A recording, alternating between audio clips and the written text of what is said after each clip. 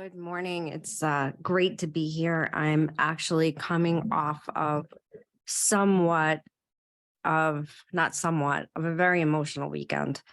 I spent this weekend responding to a complaint against my real estate license from my former partner and friend. And it was challenging. It was challenging. So part of my process in this podcast is it's more not for content as it is for me to be able to have an outlet for my creative process. So I write a blog, and then a few days later, I do a podcast about the blog that I wrote. In the future, I will be incorporating, well, first I'll be incorporating better sound and all that, so you don't hear my computer making noises. But I will also be bringing in guests and different types of topics and exploring out a little bit further. But right now, I'm really getting the foundation of my coaching principles um,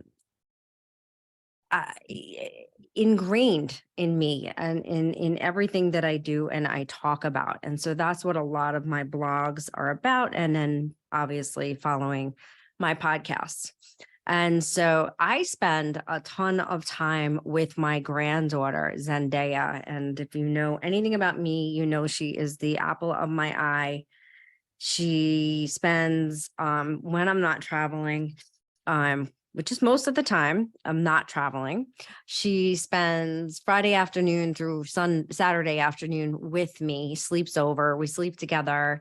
We have a really beautiful relationship. So watching the world through her eyes made me think of a Charles Bukowski quote. Charles Bukowski is an author and a poet, my favorite poet. He has a kind of a dim look on life, you could say, but I never really saw it that way. He's got a really high level of intelligence.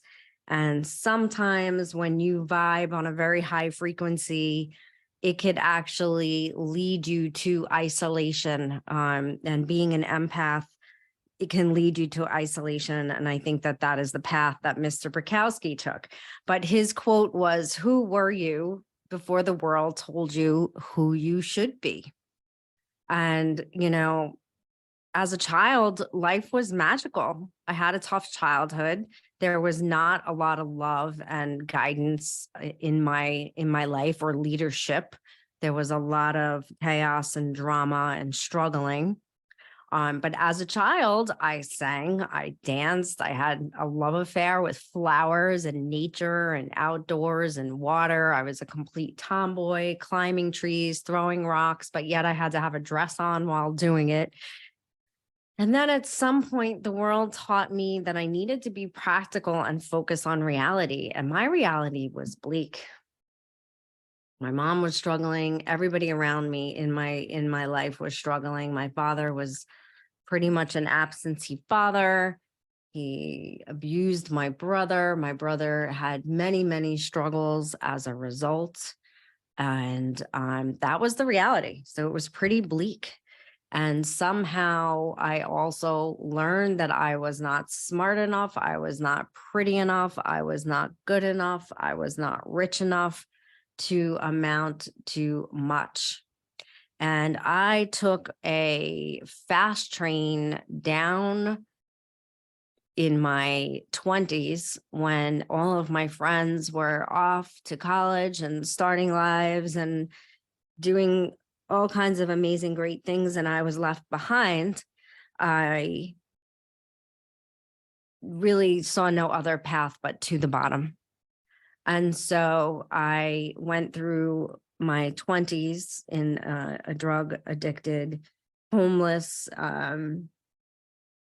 place, reached some really scary bottoms. And then I wound up pregnant with my daughter, Olivia, and started to scratch and claw my way back into society, into reality. And it was really challenging. And it wasn't just the shame of where I had been and some of the things that I had done. It was this soundtrack of not being smart enough, not being pretty enough, rich enough, good enough, all of those things more than anything. And so I set out on a path to prove myself. And I spent the bulk of my 30s and my 40s really trying to prove myself to the world and to people that I thought worthy or that I had to prove myself to. And really, there was no magic going on. So fast forward 50 years to 53 years old. And, I realized I was the only one who could decide who I wanted to be. And so I have chosen to stand and be true to myself and forget what the world said to me. Today, I decided to pursue my passions and to follow my desires.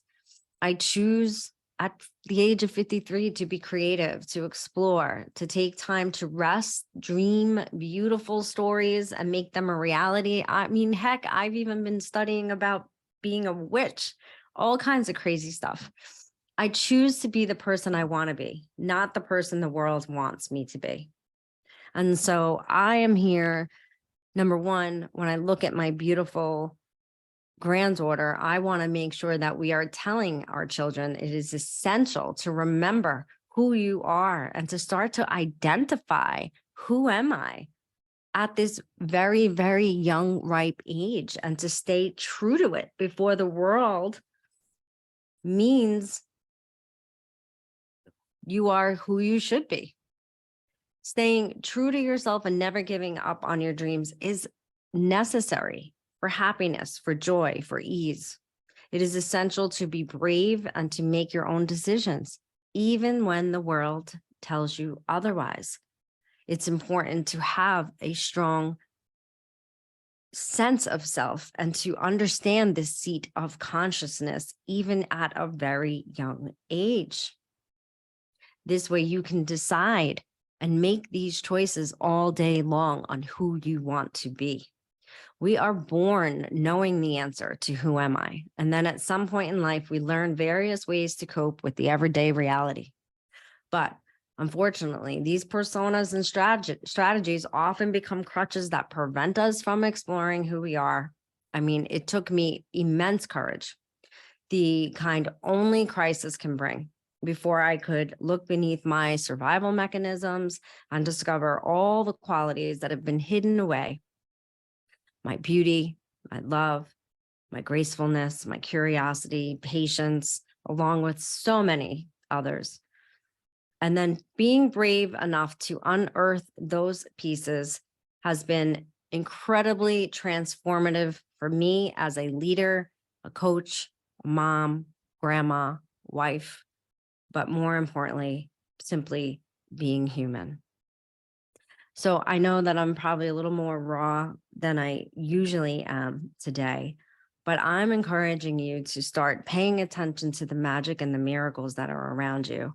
Try to get into that seat of consciousness and be confident in who you are and bring that forth in everything you do, in work, in family, in love, and beyond. Thanks for tuning in. I'm super excited. I'm headed off to be a speaker at a 3-day conference in Las Vegas. I'm sure you'll be hearing all about it next week. Stay true to who you are and have a great day.